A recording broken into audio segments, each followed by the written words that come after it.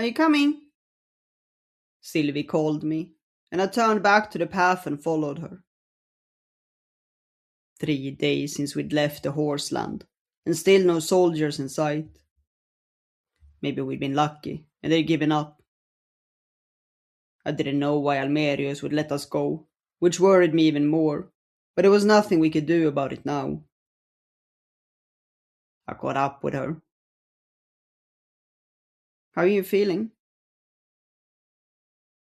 Better, she whispered. I took her hand. It will be okay. She nodded weakly.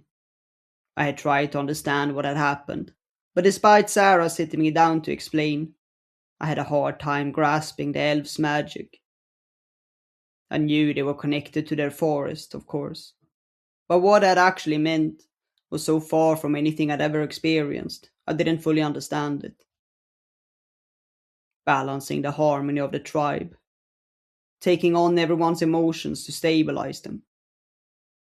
I didn't know how she did it, but I saw how much of a toll it had taken on her.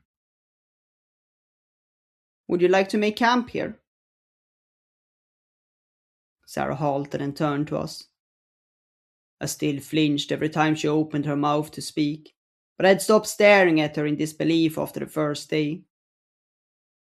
A unicorn who asked for permission, rather than demanding to be obeyed.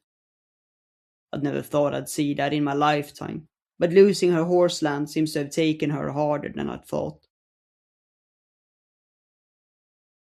Kim dropped the reins of our pack horse and began to set up the camp. Aisha stood at the edge of our group, watching us. She was a strange girl. I knew her uncle, it turned out. A lazy good-for-nothing, but one of the Queen's favorite trackers. It was an ironic twist of fate, but then he'd always been a bit of an outcast in their tribe. At least we knew how Almerius had found out Sara was coming. I let go of Sylvie's hand to help Kim. Sara began collecting wood, taking branches in her mouth and carrying them to the camp. She'd done that every evening since we'd left the horseland. One day I would have to talk to her, but she seemed so forlorn after leaving the other horses, there hadn't been time. Who knew that arrogant unicorns could have feelings? Once the fire had caught, we gathered around it, Sara standing next to Silvi, staring at the flames in silence. We hadn't talked much since escaping Almerius, but we still had no other choice but to continue north. Sara still swore that we would have a place for the winter.